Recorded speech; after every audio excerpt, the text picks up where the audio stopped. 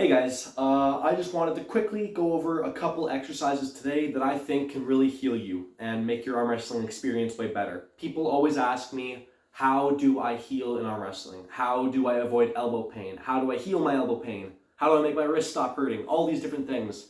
Constant YouTube comments, Instagram DMs, and I can't answer all of them. So I decided it would be best to make a YouTube video on it and really explain what I do to avoid all this stuff and what I think everybody should do to heal.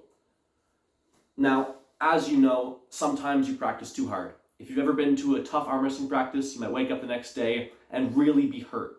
So what I do after every single arm wrestling practice is do this. These series of exercises that I'm about to show you really help you move blood through all your tendons, ligaments, places that if you're resting, the blood might not go as well. It'll give you a good pump, but it's not going to really fatigue your muscles. So I think personally it's the best thing for recovering elbow, joint pain, everything. Just lots of motion, super lightweight. Make sure it's a light working weight, and really I think it'll make you heal, and it's what I do every single time. So I know from experience it works for me at least. My weight for today is 10, 5, 7.5, so 22.5. Once again, really light working weight. The first lift I like to do is the pronation lift. In this exercise and all the other ones, form is what you're focusing on the most. When I'm doing this lift, what I'm focusing is all pronation. It's from here to here. So that's the motion that I'm doing. I'm lifting it up so I have the tension, and I'm going all the way here to there, to here to there. And really make that range of motion and form perfect. That's what you're focusing on. What you want to do here is go for a really light weight that you can do a large number of reps, but you don't want to burn out. You're looking for a very slight pump, but nothing where you're like failing and like the entire way through. You want to make it easy, but also where you're getting your blood pumping. Now this next lift is the high cup multispinner lift. It is a big part of the high hook, and it is a way to attack with the cup and height at the same time. In this lift, it's all about the wrist movement. First, you drag it back and get the tension, and then just cup the wrist, cup the wrist, cup the wrist. Again, range of motion, form, that's what you're trying to get here. You really want your wrist to go all the way from straight to all the way bent, and again, and again, and again. You should feel this through your top two fingers and all the way through your forearm. That's what you're really trying to work here. Once again, high number of reps, just keep working it, keep working it, keep working it, but don't fail. Don't blow yourself up totally. Just nice and easy. Now this next lift is the riser lift. It's very important to establish height, and this is the way to do it. Now this next one, once again, form, very important. It's all through the hand. It's the riser. It's the icebreaker. It's the most important move in arm wrestling. If you're an outside puller, of course. But you really want to make sure that this one is perfect, because this one, if your weight's too heavy, this one can hurt you. So make sure that your weight is very light so you can go all the way down to all the way up like that. You'll feel this one through the entire hand, all the way through brachialis and bicep again, like pronator, but without the pronation and more heavy on the hand. So once again, perfect form, don't fail, make it nice and easy. Now this next lift is the low cup multispinner lift.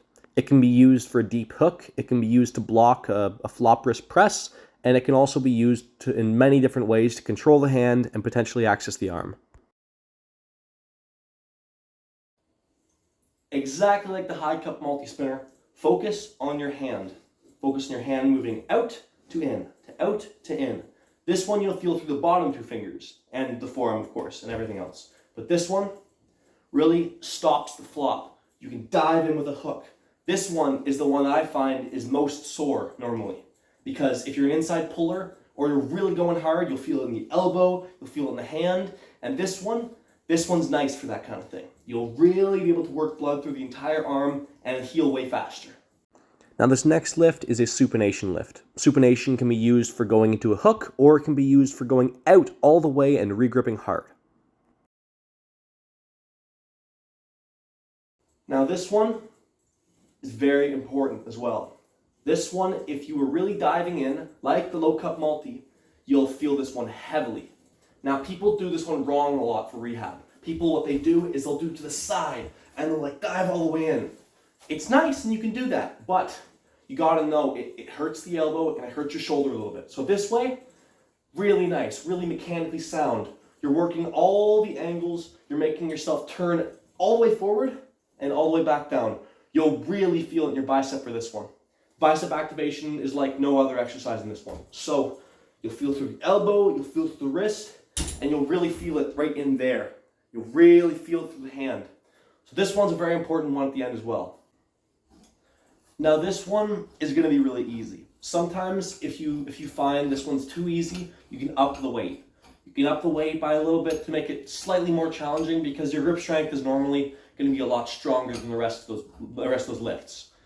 So this one is through the hand and it'll really gas you out. If you've been opened really hard the night before in practice, like if you got your hand taken in a top roll or something, you'll feel this one a lot. So it's really nice to do. It really pumps the forearm, and it's the final one that I like to do, other than one more secret one I'll show you guys. But yeah, once again, up the weight if you need, but super high reps, perfect form, close and open every time, and you'll be good. This next lift is a second riser lift. It's a different variation, so you'll feel almost like you're arm wrestling in a strap, which is a very accurate way of training. Now, because of my style, top rolling in the straps is how I arm wrestle. So normally my rise in that area, my pronation, are super fatigued the next day, and I'll have a bit of injury kind of everywhere. So I find doing a second rise, but a little bit different variation, is very important and my favorite thing to do. So this rise, it feels just like straps. The way you wrap it changes it a little bit so that it really activates a couple more muscle groups that you wouldn't activate in the other one. So I personally really like to add this one at the end, but it's not necessary. The other ones are all good because they're a bit different. This one's just the kind of icing on the cake. So doing those lifts after a really hard practice or any kind of injury, it's a great way to rehab. It's a great way to heal. It gets the blood going, it gets you a nice pump, and it's really just a good way to improve your arm wrestling healing. That's about it, guys. Thanks for watching. See ya.